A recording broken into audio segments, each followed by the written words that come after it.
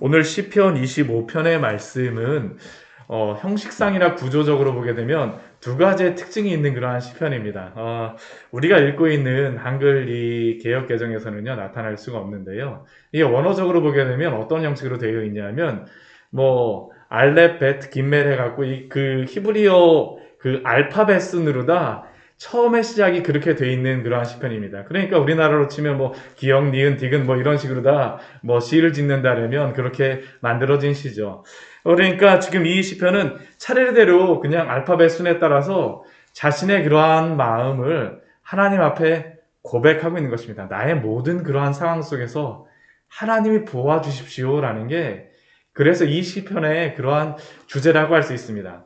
또 그리고요 이 시편의 또 두 번째 특징이 무엇이냐 하면 이게 보게 되면 처음에 1절서부터 우리 7절까지의 말씀에서는요 내가 여호와와 나 사이에 드려지는 그러한 기도와 찬양의 시편인데요.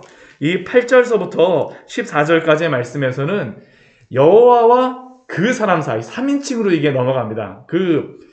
그랬다가 또 이제 다시 15절서부터는요. 다시 여호와와 나 사이에 드려지는 그러한 그 구조로 다 되어 있습니다. 그러니까 이 시편이 전체적으로 보게 되면 이 구조만 봐도 어떠한 느낌이냐 하면 하나님께서 내 모든 것들을 도와주십시오. 그 가운데에서 여호와 하나님이 보시는 사람, 주목하시는 사람이 누구인가를 객관적으로 설명하고 나서요.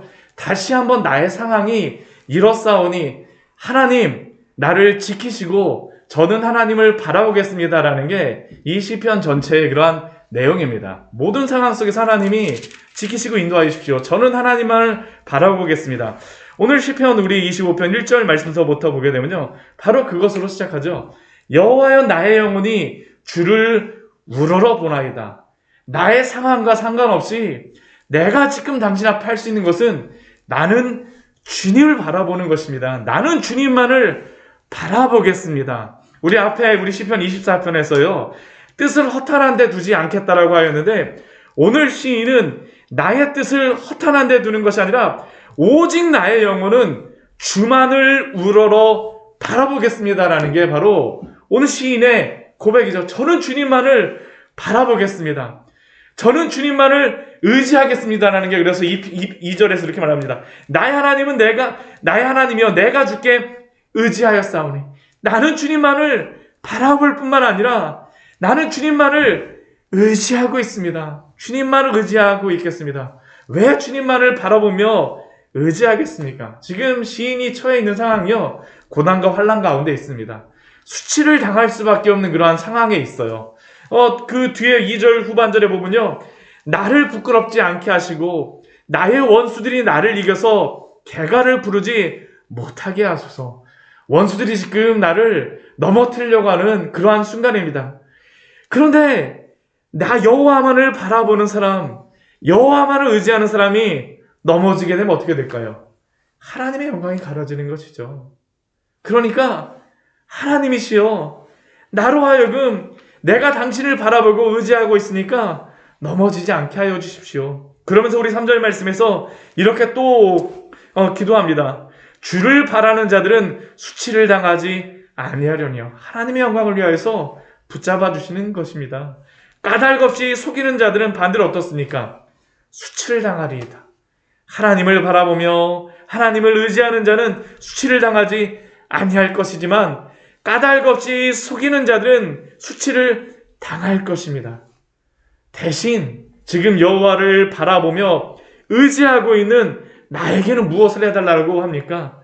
주의 도를 보여주시옵소서. 주의 길을 가르쳐 주시옵소서.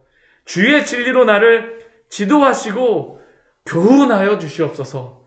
주의 도와 길과 진리로 나에게 보이시고 가르치시고 지도하시고 그 교훈하여 주시옵소서. 왜 그렇습니까? 주만이 내 구원의 하나님이시며 또한 나는 어떻습니까? 종일 주를 기다리고 있습니다. 하나님만을 바라보고 있죠. 지금 수치를 당하려고 하는 그 순간 속에서도 하나님만을 의지하는 것입니다. 그 상황을 이겨낼 수 있도록 진리로 가르치시고 주의 길을 내게 가르치시고 도를 보여주시옵소서. 나는 주님만을 기다리겠습니다. 라는 게 시인의 그 고백입니다. 그런데 이 시인은요, 이러한 상황에 있는 상황에 또 어떠한 상황이냐면요, 자신의 죄에 대하여서 기억합니다. 이러한 순간 속에서 하나님이 이 고난 가운데 주신 이유가 무엇인가? 나의 죄를 보게 되는 것이죠. 우리 7절 말씀에 보게 되면 이렇게 시인이 고백합니다. 여호와여, 내 젊은 시절의 죄와 허물을 기억하지 마시고 주의 인자하심을 따라 나를 기억하시되 주의 선하심으로 하옵소서. 우리는 시간이 지나면 우리의 죄가 옅어지거나 우리의 기억이 사라지게 되면 죄가 없어진다고 생각하지만 그렇지 않습니다. 하나님이 보실 때에는, 내가 하나님의 시각에서 볼 때에는요, 젊은 시절의 죄와 허물도 여전히 남아있다라는 것이죠. 우리가 하나님 앞에 회개하게 하실 때 그렇지 않습니까? 내 소시적의 그 죄를 고백하게 됩니다. 우리 어거스틴의 고백록 같은 거를 보아도요, 그 어렸을 때에 그 배 하나 그 따먹은 것을 얼마나 마음에 아파하는지 모릅니다. 내 젊은 시절의 죄와 허물이 여전히 남아있다라는 것이죠. 그럼에도 불구하고 그 죄와 허물을 기억하지 말아달라고 하면서 우리 6절 말씀에서는 반대의 그런 기도를 드리고 있습니다. 무엇이라고 기도합니까? 여호와여, 주의 긍휼하심과 인자하심이 영원부터 있사오니 주여 이것들을 기억하옵소서. 나의 죄와 허물은 기억하지 말아주시고 주의 긍휼하심과 인자하심, 영원부터 있었던 그 긍휼하심과 인자하심에 근거하여서 그것으로 나의 죄를 용서하여 달라는 것이죠. 우리 7절의 말씀이 사실 그 말씀입니다. 여호와여, 내 젊은 시절의 죄와 허물을 기억하지 마시고 대신 무엇을 기억해 달라고 합니까? 주의 인자하심을 따라 주께서 나를 기억하시되. 하나님은 긍휼하심과 인자하심이 영원하신 하나님이시기 때문입니다. 어제 그 수요 예배에서 하나님의 그 거룩하심이 영원하시다라고 하던데, 또 하나님의 사랑도 어떻습니까? 영원하세요. 그러니까 우리를 사랑하는 그 마음이 어떻습니까? 영원히 계시는 겁니다. 하나님의 그 인자하심을 따라 나를 기억하여 주시옵소서. 주의 선하심으로 하옵소서. 이게 바로 또한 시인이 기도하는 것이죠. 여호와 하나님은 어떠한 분이십니까? 우리 8절 말씀을 보게 되면 여호와는 선하시고 정직하신 분이십니다. 여호와는 선하시다라는 게 토부라는 의미입니다. 선하세요. 항상 선하십니다. 항상 선하신 하나님께서 또 어떻게 하십니까? 정직하십니다. 이 정직하다는 의미가 똑바르다는 의미입니다. 하나님께서는 항상 선하시고 바르십니다. 올바르세요. 그래서 무엇을 기도합니까? 당신의 그의 도로 죄인들을 교훈하시리이다. 이게 하나님이 하시는 일이시죠. 하나님이 왜 우리와 같은 죄인들에게 날마다 가르쳐 주십니까? 하나님의 그 선하심과 그 올바르심 가운데에 교훈하여서 우리를 그 길로 데려가시는 것이죠. 우리는 죄인들이지만 하나님이 죄인들에게 교훈하세요.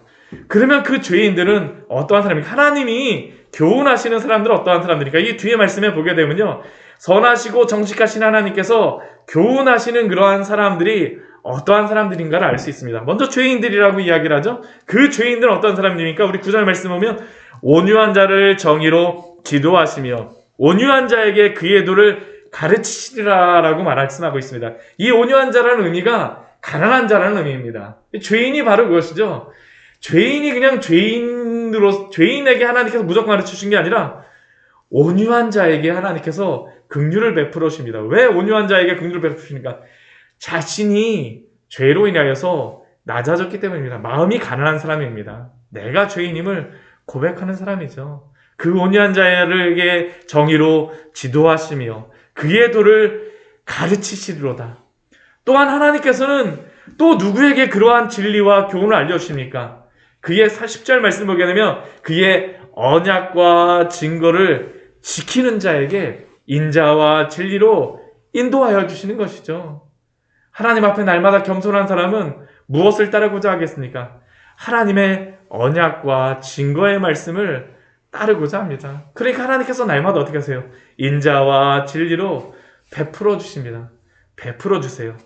또 하나님이 그의 교훈을 가르쳐 주시는 그러한 사람은 어떠한 사람입니까? 우리 12절 말씀을 보게 되면요, 여호와를 경외하는 사람이라고 얘기합니다. 세상 두려워하는 게 아니고요, 하나님을 두려워하죠. 우리가 세상을 두려워하게 되면 세상에게 순종하고 세상에게 얽매여서 살아가게 되지만, 여호와를 두려워하고 여호와를 경외하게 되면 어떻습니까? 하나님이 지켜주시는 겁니다. 하나님이 지켜주세요. 그러니까 12절 말씀 보면 무엇이라고 말합니까? 여호와를 경외하는 자 누구냐? 그 사람에게 하나님이 베풀어 주시는 그것이 무엇입니까? 그가 택할 길을 그에게 가르치시로다. 가르쳐 주십니다. 여호와를 경외하는 자에게 베풀어 주시는 그 은혜죠. 이 베풀어 주시는 이 사람의 마음은 어떻습니까? 우리 12절, 11절 말씀을 보게 되면 이러한 사람의 마음이 나오죠. 여호와여, 나의 죄악이 크오니 주의 이름으로 말미암아 사하소서. 우리 여호와와 그 사람, 어떠한 3인칭의 사람이었었는데 갑자기 11절에서는 내가 나옵니다. 내가 하나님 앞에 저의 죄악이 크오니 나를 온유한 자로 지도하시고 언약과 증거를 지키는 자로 인자와 진리를 가르쳐 주시고 여호와를 경외하는 자로 당신 앞에 서 있사오니 당신의 그 길을 가르쳐 주시옵소서. 이렇게 살아가는 사람에게 하나님이 주시는 그 축복이 무엇입니까? 우리 13절과 우리 14절 같이 한번 읽어보도록 하겠습니다. 그의 영혼은 평안히 살고 그의 자손은 땅을 상속하리로다. 여호와의 친밀하심이 그를 경외하는 자들에게 있으며 그의 언약을 그들에게 보이시리로다. 이렇게 하나님 앞에 날마다 부드러운 마음으로 나의 죄악을 보며 또한 겸손하게 그의 길을 따르고 순종하고자 하는 사람에게 그 영혼을 평안히 살게 해주시고요, 그의 자손에게 땅을 상속하게 해주신다라고 말씀하십니다. 우리 마태복음 5장 말씀에 보게 되면요, 온유한 자에게 주시는 그 축복이 무엇입니까? 온유한 자는 복이 있나니 땅을 기업으로 받을 것이며, 오늘 시편의 말씀이 바로 예수님이 하셨던 그 말씀이죠. 온유한 자, 내가 날마다 하나님 앞에 겸손한 자로 있는 사람에게 하나님이 지키시고 보호하신다라는 그 약속을 굳게 붙잡고 있는 겁니다. 굳게 붙잡고 있어요. 이 14절 말씀이 참 은혜롭죠. 이렇게 여호와에게 날마다 그 길을 묻는 사람, 친밀한 사람 아닙니까? 여호와의 친밀한 사람, 여호와 하나님께서도 그 사람에게 어떻게 하십니까? 여호와의 친밀하신 사람이 그를 경외하는 자들에게 있으며 그 사람에게 무엇을 알려주십니까? 그의 언약을 보이시리로다. 친밀한 사람에게 알려주는, 우리가 친한 친구에게는 다 알려주지 않습니까? 그렇죠. 다 알려주는 것처럼 하나님께 이렇게 날마다 바라보며 의지하며 살아가는 그 성도에게는 하나님이 그의 언약을 보이신다라고 말씀하십니다. 우리가 창세기 18장 말씀에 보면 우리가 그것을 알 수 있잖아요. 하나님이 그 소돔과 고모라를 그 심판하시기 전에 그 아브라함에게 나타나셔서 하시는 말씀이 무엇인가? 내가 아브라함에게 이것을 알려주지 아니하겠느냐라고 질문하시죠. 나의 뜻대로 살고자 하는 이 아브라함에게, 나의 공의와 공도를 따라 살고자 하는 아브라함에게 알려주지 않겠느냐? 그래서 소돔과 고모라에 일어날 일들을 하나님께서 알려주십니다. 여호와의 친밀하심이 그를 경외하는 자들에게 있으며 그의 언약을 그들에게 보이시리로다. 이 축복이 있으시기를 축원합니다. 정말로 이 은혜가 있어야죠. 하나님이 알려주시게 되면 우리가 무엇을 두려워하겠습니까? 주의 길을 알려주시니. 우리 15절 말씀의 이후에서는요, 실제 지금 시인이, 지금 다윗이죠. 지금 다윗이 처해 있는 상황이 나옵니다. 우리 15절 말씀 보게 되면 내 발이 그물에 걸려 있습니다. 내 발이 그물에서 벗어나게 하실 것이미로다. 사실 지금은 굉장히 환난 중에 있다는 겁니다. 발이 그물에 걸려 있으니까 어떻게 합니까? 옴짝달싹 못하잖아요. 옴짝달싹 못해요. 16절 말씀을 보게 되면 어떻습니까? 나의 마음은 외롭고 괴롭습니다. 또 17절 말씀 보면 어떻습니까? 마음에 근심도 많아요. 고난도 있습니다. 18절 말씀 보게 되면 곤고와 환난도 있어요. 또 그 18절 말씀에 보면 또 무엇을 보느냐 하면요. 이게 우리가 굉장히 이런 환난과 고난 가운데 있게 되면요. 우리의 마음이 연약해지곤 합니다. 그러면서 우리가 우리 스스로에 대해서 나를 자책하기도 해요. 내 모든 죄를 보게 되는 것이죠. 이게 두 가지가 다 있으면 하나님이 죄를 보게 하시는 것도 있고요. 내가 그 상황 속에서 나를 자책하는 것도 있습니다. 예, 그 상황이 어렵게 되니까요. 지금 그 주변에 무엇이 있습니까? 19절 말씀 보게 되면 원수가 가득해요. 수가 너무 많습니다. 나를 너무 미워합니다. 이게 바로 지금 시인이 처해 있는 상황입니다. 그런데 은혜가 무엇일까요? 이러한 상황 속에서도 하나님만을 바라봅니다. 이게 믿음이라는 게 바로 이것이죠. 저는 은혜가 바로 이것이라고 생각합니다. 우리가 고난과 환난이 없는 게 은혜가 아니고요. 그 고난과 환난 속에서도 마음을 잃지 않고요. 여호와 하나님만을 바라보게 하시는 것이 바로 은혜죠. 그 15절 이후의 말씀을 보면 자신이 처해 있는 상황도 말하지만 그 상황 속에서 어떻게 은혜를 주셔서 그 상황 속에서 있는지를 또한 우리에게 보여줍니다. 어떻게 하고 있습니까? 내 눈이 항상 여호와를 바라보며 항상 바라봅니다.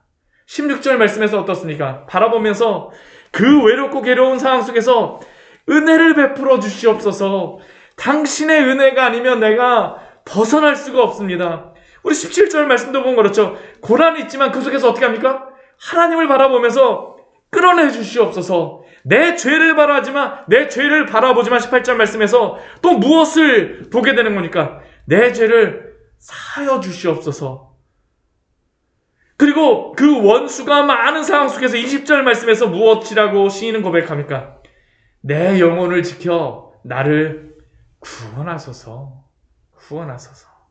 이게 은혜가 아닙니까?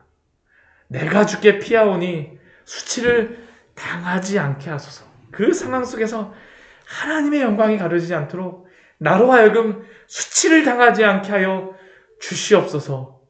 주를 바라보니 성실과 정직으로 나를 보호하소서. 이게 오늘 시인의 기도입니다. 알파벳 A서부터 Z까지 이렇게 쭉 적혀 있는 건데요.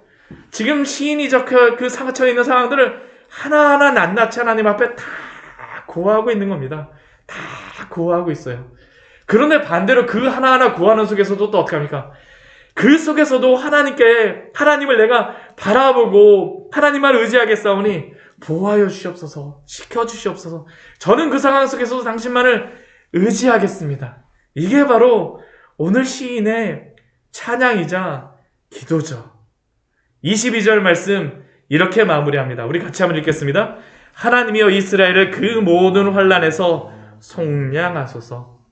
속량하다라는 의미는 값을 치르다라는 의미입니다. 하나님께서 이 모든 환난에서, 이것은 다윗만을 말하지 않습니다. 마지막에는 누구로 다 끝나나요? 이스라엘이죠.